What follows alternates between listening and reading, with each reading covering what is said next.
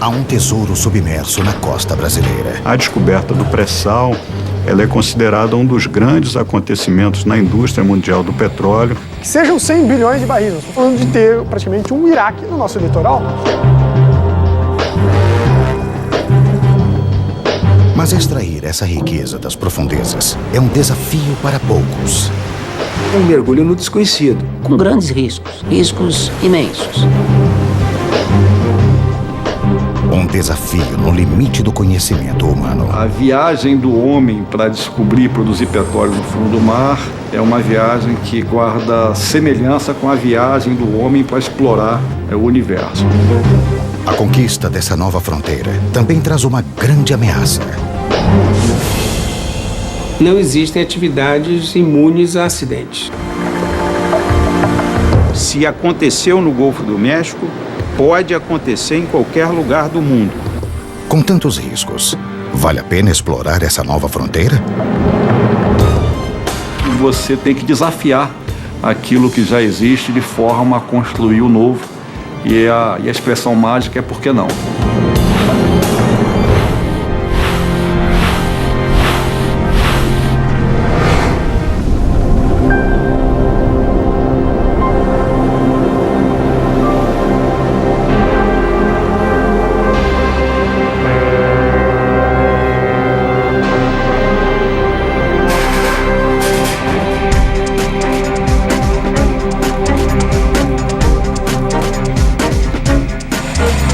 Em alto mar, a 300 quilômetros da costa brasileira, engenheiros e geólogos estão desbravando uma nova fronteira.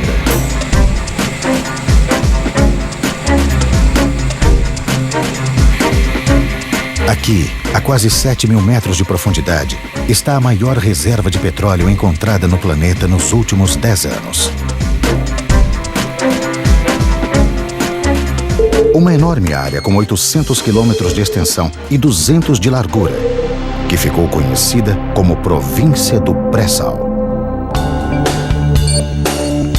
No auge da crise do petróleo na década de 1970, o Brasil descobriu as primeiras jazidas na Bacia de Campos, litoral do Rio de Janeiro, que representa mais de 80% da produção nacional. Buscando petróleo em águas cada vez mais profundas, as reservas brasileiras chegaram a 15 bilhões de barris.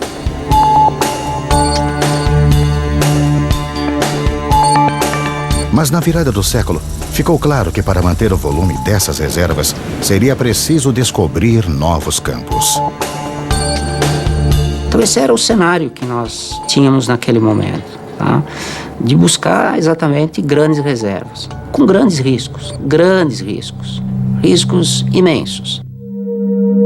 Os geólogos tinham uma ideia de onde procurar. Durante a separação dos continentes, há 130 milhões de anos, formaram-se grandes lagos entre eles. Ali viviam algas, bactérias e outros organismos que, depois de mortos, se depositavam no fundo e deram origem ao petróleo. Na medida em que houve a continuidade da separação dos continentes, começa a entrar a água do mar, ela fica confinada em determinados momentos e vai então criando essas grandes espessuras de sal. O sal estaria ali funcionando como um grande selo. Então todo o petróleo gerado e migrado na parte inferior desse sal teria enormes dificuldades de ultrapassá-lo. A primeira estratégia foi de coordenar um levantamento sísmico, aquisição sísmica 3D. Foi o maior levantamento 3D exploratório do mundo.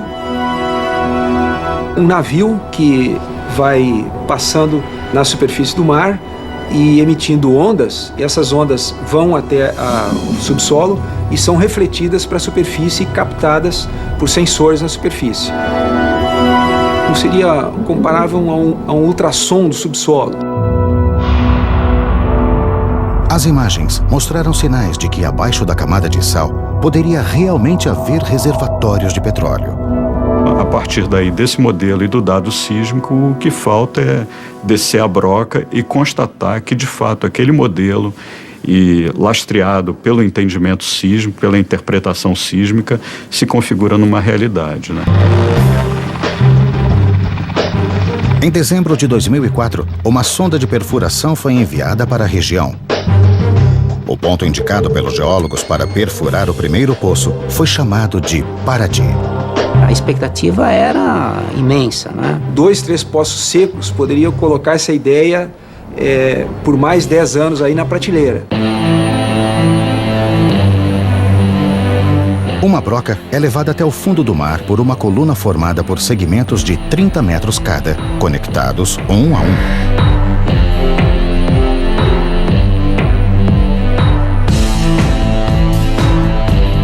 Depois de um mergulho de 2.000 metros até o solo marinho, começa a perfuração. A primeira camada de rocha a ser atravessada na região do pré-sal tem aproximadamente outros 2.000 metros. E aí vem o grande desafio: a camada de sal.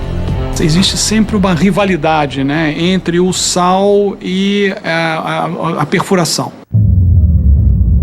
Na perfuração, o sal se transforma em matéria plástica, pastosa. O grande problema da perfuração do sal é o movimento que ele tem quando submetido a condições de temperatura e pressão. Então o grande medo era o quê? Que durante a perfuração do sal, a gente também viesse a ter os problemas de fechamento de poço. Por quê? Porque a camada fecha como se fosse uma gaveta, né, de cisalhamento e prende a coluna.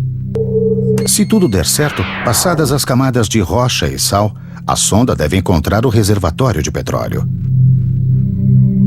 Um reservatório de pré-sal ou um outro reservatório de petróleo qualquer, ele não é um lago de petróleo que a gente vai lá e o poço é um canudinho que a gente extrai o petróleo dessa forma. Então o petróleo está contido em rochas porosas, como se fosse uma esponja, e ao espremer aquela esponja ou a descomprimir aquela esponja, o óleo flui para a superfície. Para evitar que o petróleo flua para a superfície sem controle, o poço é equipado com um sistema de válvulas de contenção, chamado BOP.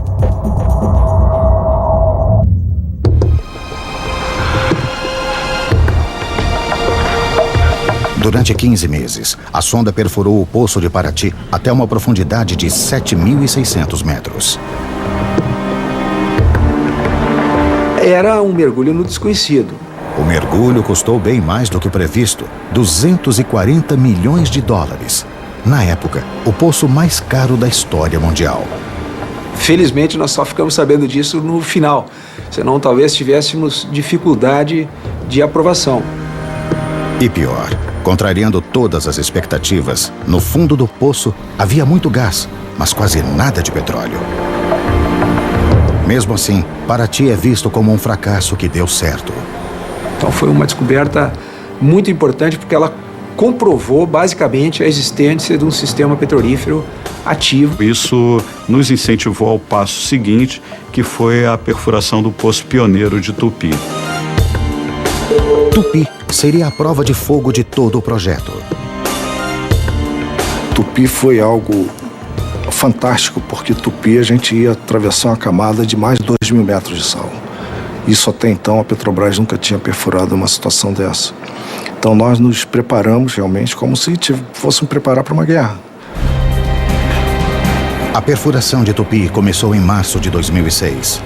5 meses depois, a sonda atingiu a rocha reservatório, 3 vezes mais rápido do que em Paraty. Mas o fantasma do fracasso assombrou os exploradores mais uma vez.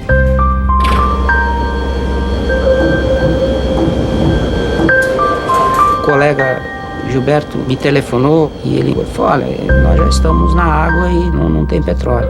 E ele falou: poxa, nós temos que ir avante, vamos avante, que não pode, né? Esse reservatório deve estar mais embaixo, vamos insistir.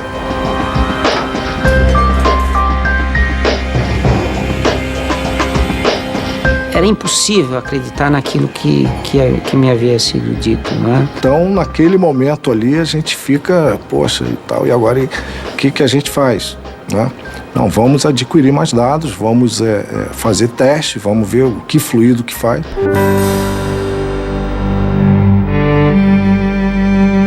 Nós estamos adquirindo dados do poço em tempo real. Ele chega aqui de forma que nós podemos interpretar na hora que chega o reservatório, nas características do reservatório em si. O Gilberto voltou a ligar para mim e disse: olha, Carminati, corremos o outro grupo de perfis e, de fato, estamos constatando ali uma coluna de petróleo interessante, com fluido livre, mobilidade, portanto tinha reservatório, etc. Enfim, o domingo iniciou aquela hora. Nós ficávamos de plantão aguardando esse momento aí e, pô, é um momento incrível, cara. Os exploradores haviam finalmente encontrado petróleo. Ao mesmo tempo que você vive isso diariamente, você às vezes para e diz: meu Deus, será que eu estou sonhando? Mas para tornar o petróleo do pré-sal uma realidade, os exploradores ainda precisam percorrer um longo caminho.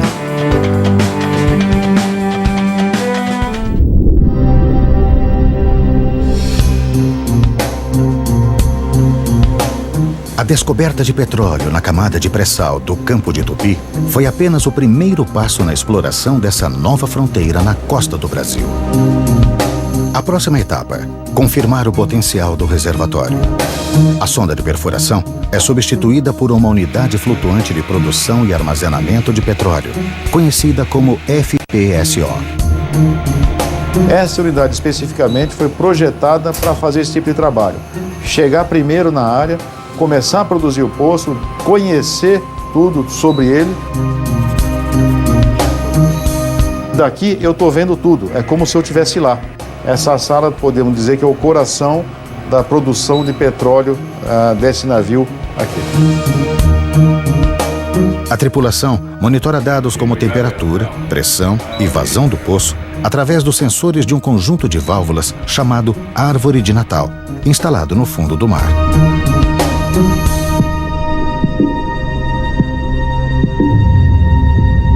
É a Árvore de Natal que controla o fluxo de petróleo que sobe pelos risers, dutos que ligam o poço ao navio.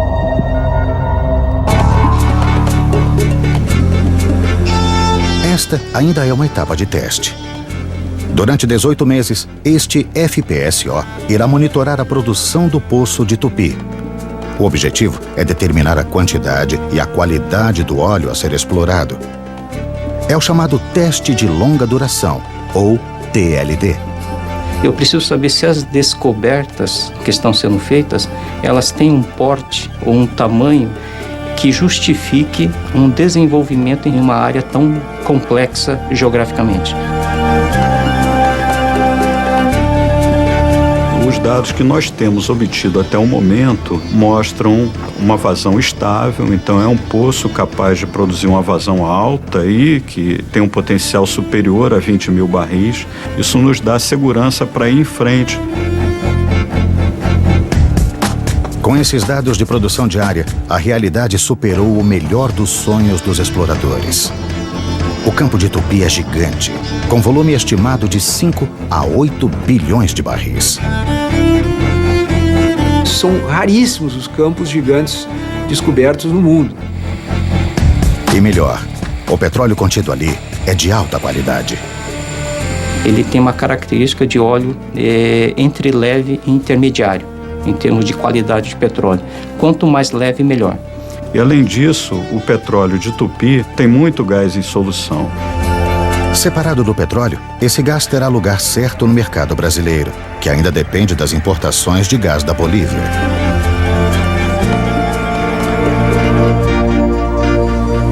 Mas para trazer esses tesouros para a superfície em segurança, é preciso enfrentar situações extremas em alto mar.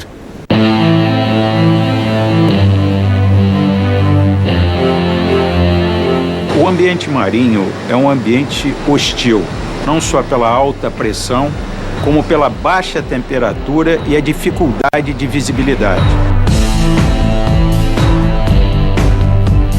A unidade de produção ela vai ficar ali por 20, 30 anos. Então, ela também tem que ser dimensionada para suportar esses esforços aí das marés, dos ventos, correntezas e tudo que estiver relacionado.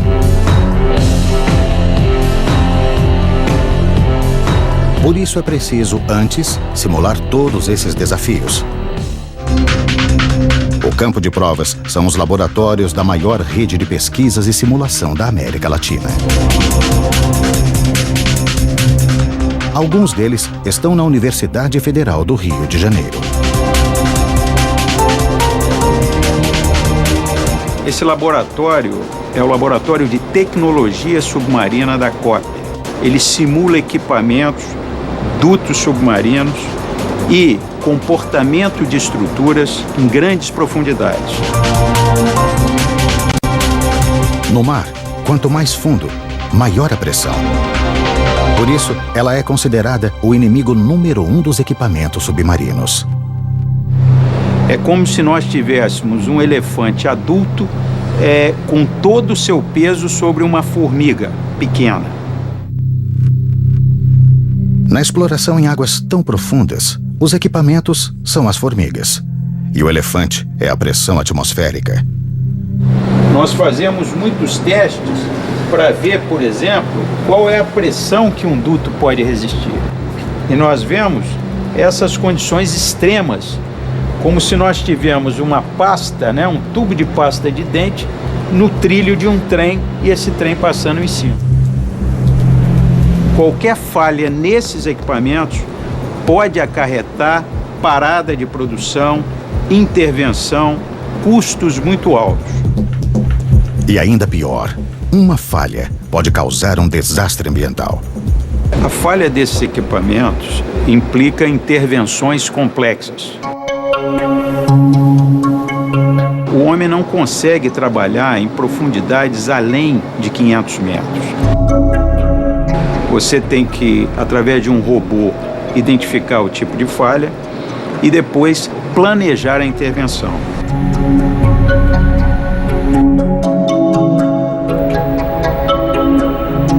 Isso aqui é o ROV, é um veículo operado remotamente que ajuda bastante nas operações no fundo do mar. Então, tudo que vai ser feito lá embaixo precisa ter o acompanhamento pelo ROV.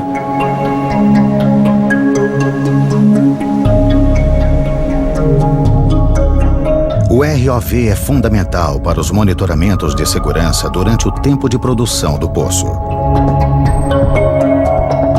E é este robô que precisa detectar um outro inimigo ainda mais difícil de identificar: a corrosão.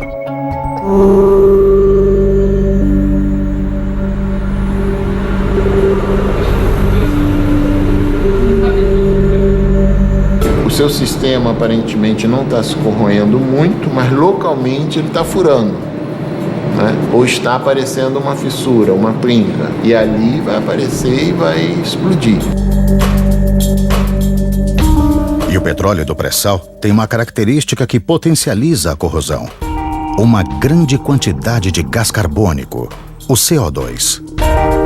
O CO2 em si, puro, não é o problema. Quando você pega o CO2 e bota a água, que normalmente está presente nos reservatórios também, aí sim você tem uma combinação que transforma-se num ácido carbônico, e esse ácido ele é muito corrosivo. O que se tenta é que não haja problema de corrosão, né? Ou que ele seja mínimo ou extremamente bem controlado, para que um aparelho que é usado para captar o petróleo, para transportá-lo, né, dure pelo menos uns 20 a 30 anos. A gente não arrisca, a gente usa a ciência e a tecnologia. E o uso de materiais especiais, que a gente passa a novas ligas de aço. Não é um aço comum que você usa, não é o mesmo aço que você usa no seu automóvel ou na geladeira, qualquer lugar.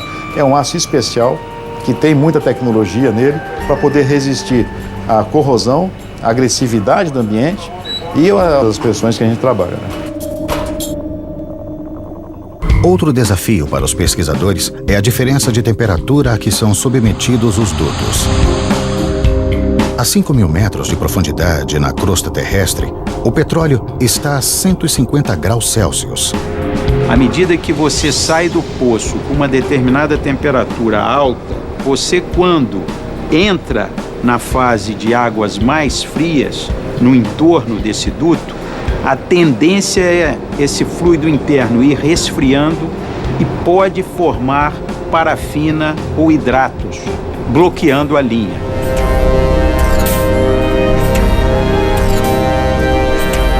A partir destes testes, os pesquisadores elaboram a receita para a fabricação do melhor duto submarino. E ele tem nome de comida. Esse duto sanduíche, ele tem uma camada exterior e ele tem uma camada interior de aço. E tem uma camada intermediária de material polimérico. A ideia é que ele possa trabalhar de forma conjunta para aumentar a resistência às altas pressões e, ao mesmo tempo, dar a proteção em termos de temperatura para que a temperatura não baixe muito. Temperatura, corrosão e pressão são os primeiros inimigos enfrentados pelos novos equipamentos do pré-sal. Mas o caminho até a superfície terá forças ainda mais destrutivas.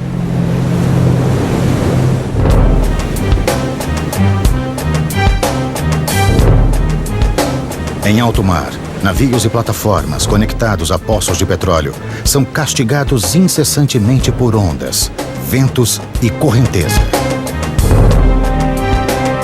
Na exploração do pré-sal não é diferente. A 300 quilômetros da costa brasileira, o ambiente é ainda mais extremo. E o navio que testa o poço pioneiro de Tupi já está sendo submetido a essas forças da natureza. Nós estamos aqui no FPSO, a cidade de São Vicente. É um navio que pode tanto produzir quanto armazenar petróleo. A gente pode armazenar até cerca de 450 mil barris de petróleo e a cada 20 ou 15 dias vem um outro navio para recolher esse petróleo. Ele vem pela popa desse FPSO e temos um mangote especial, que esse mangote é conectado a outro navio e a gente transfere esses 450 mil barris em menos de 24 horas. Mover-se o mínimo possível nessas condições é essencial para a segurança da exploração. Ele está ancorado pela proa. São 7 âncoras de alta capacidade.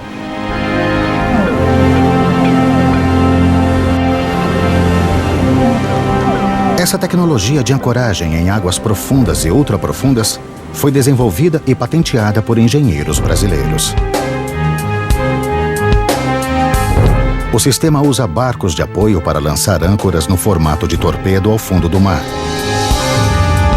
Cada uma pesa mais de 130 toneladas. Com o próprio peso, essas âncoras torpedo penetram até 400 metros no solo marinho e garantem uma capacidade de fixação de quase 1,5 milhão de toneladas cada.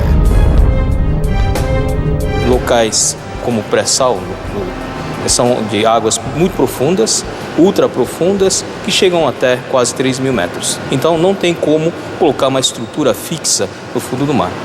Então nós temos essas plataformas flutuantes, ancoradas, com várias linhas de ancoragem e dutos chamados risers, indo para a plataforma carregando óleo e gás. Mas como testar navios e plataformas enormes antes mesmo de colocá-los no mar?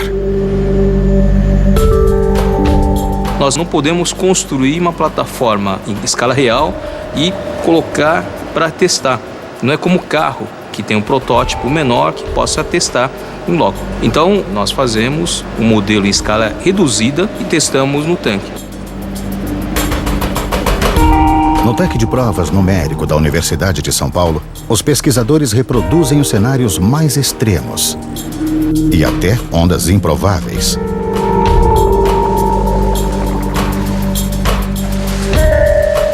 Nós precisamos verificar se essa plataforma resiste às condições ambientais, onde as ondas chegam a quase 12 metros e 50 km por hora e correnteza de 2 nós, mais ou menos. Então essas condições são condições extremas. Mesmo com esses tanques, é difícil lidar com as escalas de grandeza da região do pré-sal. Com essas profundidades que nós estamos atingindo no pré-sal, nós não temos o tanque suficientemente grande que possa simular uma profundidade de 3 mil metros.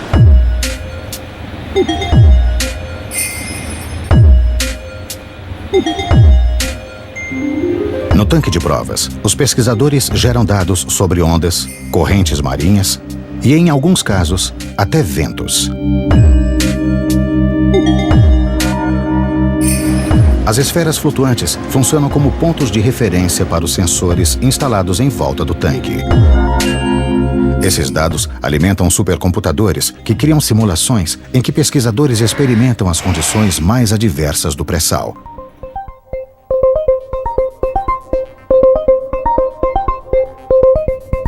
Nós colocamos todo o resultado da simulação na sala de visualização 4D. Nós colocamos as pessoas que estão envolvidas no projeto para verificar se aquelas condições estão de acordo ou não. Se não for viável, nós simulamos outras condições, outras alternativas. No futuro, a própria tripulação dos navios poderá ser treinada nesses simuladores. As informações geradas no tanque de provas numérico e em outros laboratórios espalhados pelo Brasil são enviadas para uma rede de computadores superpotentes que simulam os piores cenários do ambiente marinho. O computador nos auxilia a interpretar essa complexidade do mundo real que nos cerca. Você pode considerar os efeitos de uma temperatura, de um aquecimento, o efeito de um ataque químico sobre o material que compõe essa estrutura. Então, você vai tornando o seu problema cada vez mais complicado. Isso demanda um computador cada vez mais poderoso. Todas as simulações em laboratório e testes em alto mar estão confirmando que é possível desenterrar o tesouro da camada do pré-sal. Mas, uma vez na superfície, todo o petróleo e gás que devem ser extraídos criam um novo desafio. Um pesadelo logístico.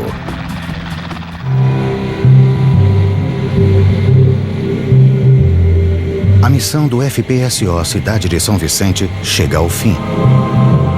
Durante 1 ano e meio, foram realizados todos os testes necessários no Poço Pioneiro de Tupi para comprovar o potencial do petróleo do pré-sal brasileiro.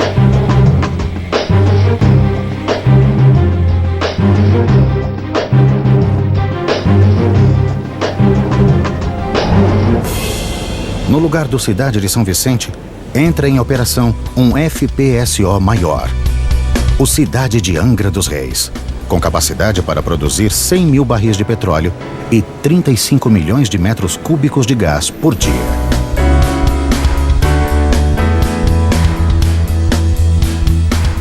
E nós vamos para uma outra área chamada de Tupi Nordeste, para fazer um outro TLD em outro poço e continuar esse trabalho. Desde a descoberta de petróleo em Tupi, em 2006, novos poços foram perfurados com sucesso. E todos devem passar pelo TLD, o teste de longa duração, antes de entrar em produção. Entre 2010 e 2016, nós vamos implantar 11 sistemas de produção. É uma estratégia muito ousada, mas que permitirá nós chegarmos em 2017 com uma produção superior a 1 milhão de barris. Apenas 12 anos após a descoberta do pré-sal. Esse volume de produção, num espaço tão curto de tempo, exige uma mudança radical no sistema de logística. Isso nos traz uma oportunidade, por exemplo, de rever toda a logística de transporte de pessoas, equipamentos, materiais da costa para a plataforma. Isso nos dá a oportunidade de rever também toda a logística de transporte dos produtos, do petróleo produzido, do gás natural produzido, do ponto de produção da plataforma até o litoral. A logística do pré-sal equivale a povoar e abastecer uma cidade. Só que esta é formada por bairros flutuantes, distantes uns dos outros e a 300 quilômetros da costa. Cada unidade de produção é operada por aproximadamente 150 pessoas, em turnos de 15 dias. Para chegar e sair daqui, só de helicóptero. Quando nós começamos aqui, eu não podia carregar mais do que 7 pessoas dentro do helicóptero, porque ele não teria autonomia. Hoje tem novas aeronaves projetadas e contratadas para atender aqui a área do pré-sal, que elas podem trazer até 18 passageiros e levar 18 passageiros sem nenhum tipo de limitação. Atualmente, só a Companhia Brasileira transporta 65 mil funcionários por mês. Com a exploração do pré-sal até 2020, esse número deve duplicar.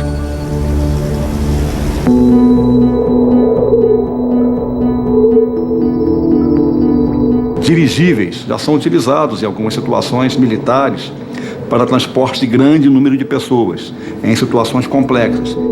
Esses dirigíveis pousariam em terminais flutuantes, posicionados a meio caminho entre o continente e as unidades de produção, para armazenar combustíveis e outros materiais. Os passageiros seriam então transportados em helicópteros menores até as plataformas. Mas ainda há um problema logístico que está tirando o sono dos engenheiros. O que fazer com a grande quantidade de CO2, o gás carbônico, misturado ao óleo e gás do pré-sal? O gás em solução, ele tem algum percentual, no caso de Tupi, uma faixa de 8 a 12% de um contaminante, que é o CO2. O gás carbônico é o principal vilão do efeito estufa, que é apontado por muitos cientistas como o responsável pelo aquecimento global. Por isso a preocupação de não liberá-lo para a atmosfera. Existe uma proposta de reinjeção desse CO2 para poder aproveitar esse CO2 para gerar energia no reservatório como um poço injetor. Poços de reinjeção já são utilizados na indústria do petróleo para aumentar a produtividade. A nossa tradição é injetar água do mar para manter a pressão dos reservatórios e garantir níveis altos de produção. Isso é fundamental, ainda mais no ambiente de águas profundas. Se a reinjeção do CO2 der certo, os engenheiros resolverão 2 problemas de uma só vez. Todas as descobertas já confirmadas no pré-sal brasileiro indicam que as reservas devem chegar a 16 bilhões de barris. E isso considerando apenas 25% da província do pré-sal. As previsões mais otimistas são de que ali existam até 120 bilhões de barris de petróleo e gás. Um tesouro que gera grandes perspectivas e também grandes riscos.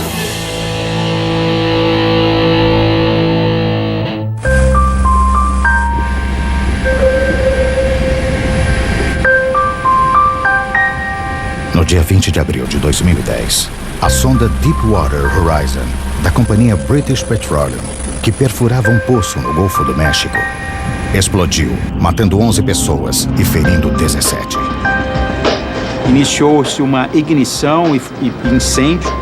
Esse incêndio consumiu a plataforma, essa plataforma afundou e o vazamento continuou absolutamente sem controle.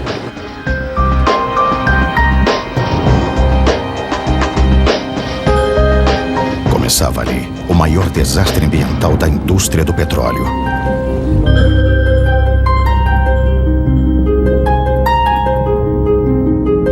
Durante 85 dias, o vazamento lançou no Golfo do México quase 5 milhões de barris de petróleo. O acidente superou o do petroleiro Exxon Valdez, ocorrido no Alasca em 1989.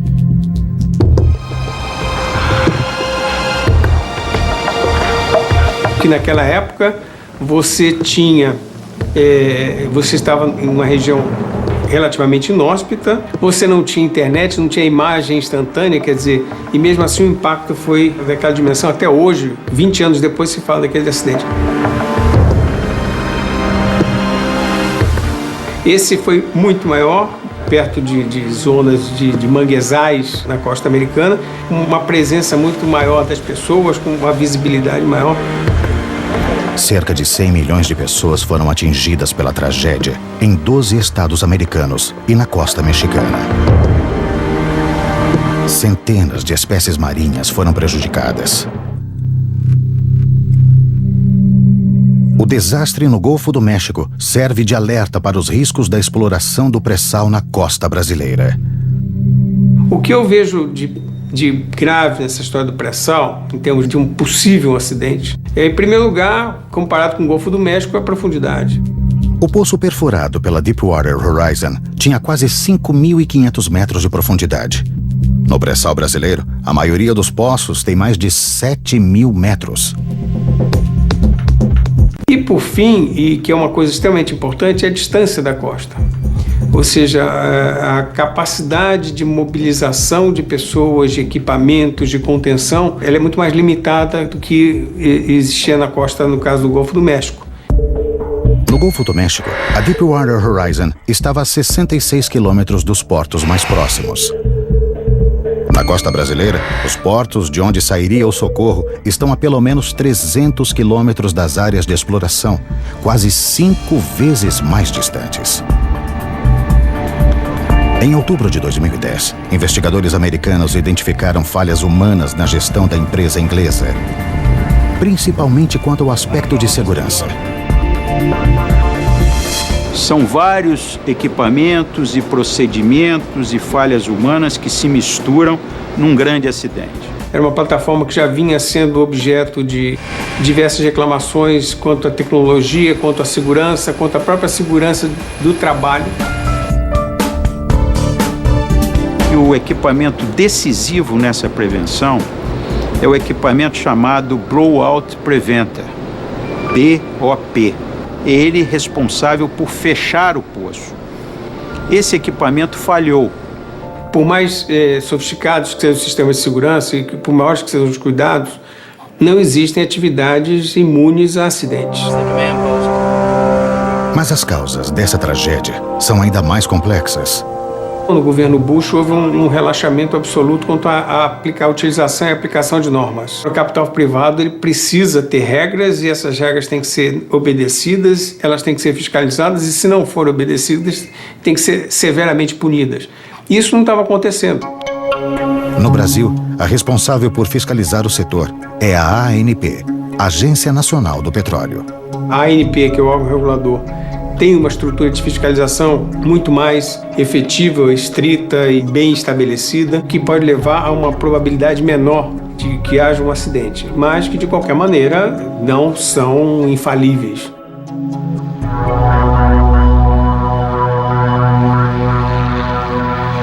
O Brasil também já enfrentou acidentes graves. No dia 15 de março de 2001, 3 explosões internas afundaram a plataforma P-36 na costa do Rio de Janeiro. 11 petroleiros morreram, mas não houve vazamento de óleo. No caso da P-36, foi um acidente onde se ia iniciar uma produção. Já estavam instalados os equipamentos de fundo. E quando a plataforma ficou em risco, esses equipamentos de fundo foram fechados.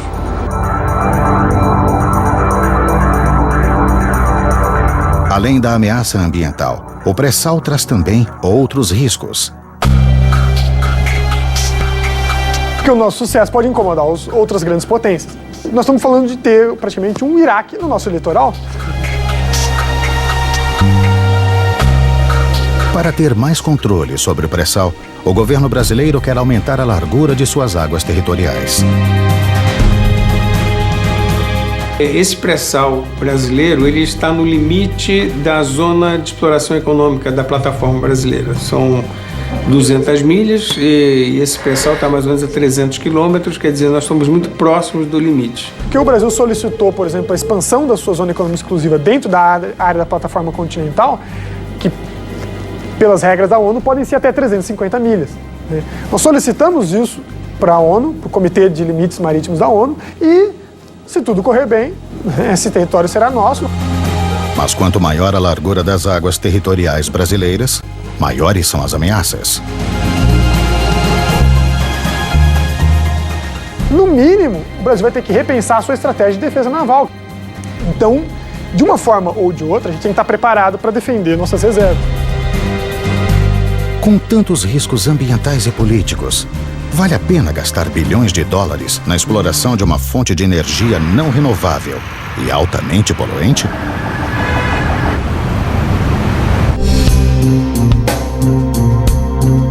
Anos de pesquisa, desenvolvimento de tecnologia de ponta, bilhões de dólares em investimentos para explorar uma fonte de energia não renovável e nociva ao planeta.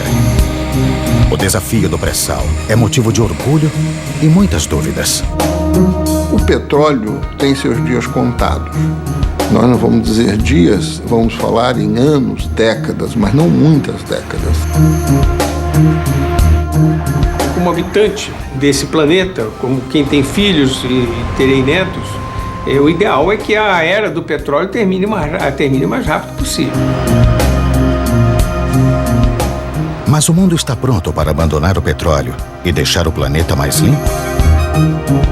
Mesmo que a gente substitua o petróleo como fonte de combustível, se a gente pare de queimar petróleo, o que seria ótimo, uma série de indústrias hoje utilizam matéria-prima essencialmente derivada de petróleo. Você está apostando no século XXI na energia que foi a energia do século XX, quando os outros países já estão hoje pensando no que será a energia do século XXI e do século XXII. Agora, é uma aposta e não quer dizer que a exploração do pré-sal no Brasil deve ser interrompida por conta disso.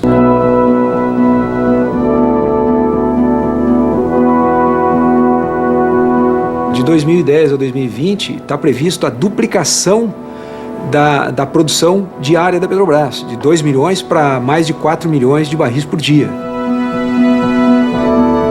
O que o Brasil precisa pensar bem é não pretender se tornar um grande exportador do petróleo, como uma nova Arábia Saudita, que ele não é, e sim saber fazer a transição, usando o petróleo para gerar recursos para que se desenvolvam as outras tecnologias que vão substituí-lo.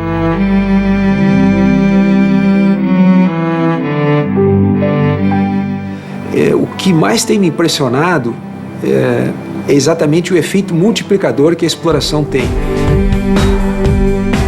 O investimento no pré-sal já sustenta uma corrida tecnológica em várias direções. Com certeza, é um pouco como a corrida espacial, tem um impacto muito grande para outras aplicações, na vida, no cotidiano das pessoas, então não tem a menor dúvida de que isso aí tem um impacto muito grande para outras, na área de materiais, na questão marítima, na questão de exploração de outras formas de energia, em função também do desenvolvimento de equipamentos para o pré-sal.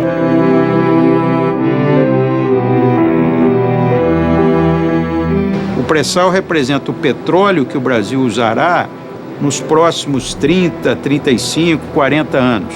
Mas não só isso. O legado da tecnologia será muito mais relevante e ela poderá atuar nos diversos campos do saber. Mais que isso, que eu sei, não posso falar.